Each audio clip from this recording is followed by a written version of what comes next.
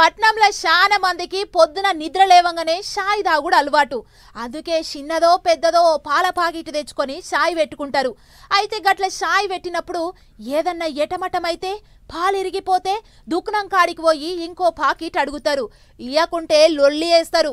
కానీ కుకట్పల్లిలుండే ఓగన్న మాత్రం ఇరిగిపోయిన పాలు ఇచ్చిండ్రని ఏకంగా పోలీస్ టౌన్లో కేసు పెట్టేదాకా పోయిండు.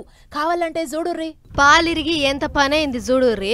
కుక్కట్పల్లిలుండే రాములు అనే ఓ అన్న అలా అపార్ట్మెంట్లున్న సూపర్ మార్కెట్ లా మొన్న 2 పెద్ద పాల ప్యాకెట్లు తెచ్చిండట. తెచ్చి అందులో ఒకటి షింపి షాయ్ పెడితే ఆ ప్యాకెట్ మంచిగానే ఉన్నది. తతిమది దాచి తెల్లారి షాయ్ పెడదామని చూస్తే అంత గదేదో గలీజ్ వాసన వచ్చిందట. సరే దీనికి అతేందో చూద్దామన్నట్లు ప్యాకెట్ చింపి రొంగు గిన్నెలలో పోసి పొయ్యి మీద పెడితే ఇగో గిట్ల ఏడి కాడికి ఇరిగిపోయి జున్నుగడ్డ లెక్క అయినాయి. దీంతోని రాములన్న పాలు అమ్మిన దుక్నపోళ్ళ మీద ఒంటికాల మీద లేచిండు. పాల ప్యాకెట్ ధర 30-40 అనేది అటెంక ముచ్చట.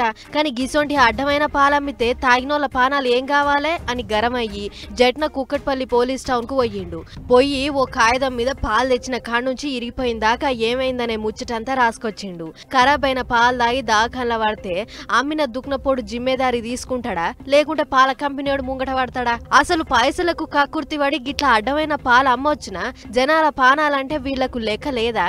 వెంటనే అమ్మినోళ్ళ మీద క్రిమినల్ కేసు పెట్టాలి. మళ్ళోసారి గిట్ల కాకుండా చూడాలి సారు అని కేసు పెడితే పోలీసోళ్ళు సరే అని కేసు బుక్ చేసిర్రు. ఒకవేళ ఈ అన్న జాగల వేరేటోళ్ళుంటే పోనీతి అని లైట్ తీసుకునేటోళ్ళు. కానీ ఈయన మాత్రం అమ్మినోళ్లకు సుక్కలు చూపించిండు. అంతే మరి దినం ఏడ్నో తన పాలు ఇరిగిపోయిన ముచ్చట్లు అయితేనే ఉంటాయి. ఆ సొంటోళ్ళందరికీ ధైర్యం వచ్చేటట్లు అన్న కేసు పెట్టి మంచి పని చేసిండు. ఈ ముచ్చట చూసినాకనన్నా పాల కంపెనీ వాళ్ళు తవ్వకొస్తుండొచ్చు అని అనుకుంటుర్రు ఈ ముచ్చట చూసిన పబ్లిక్.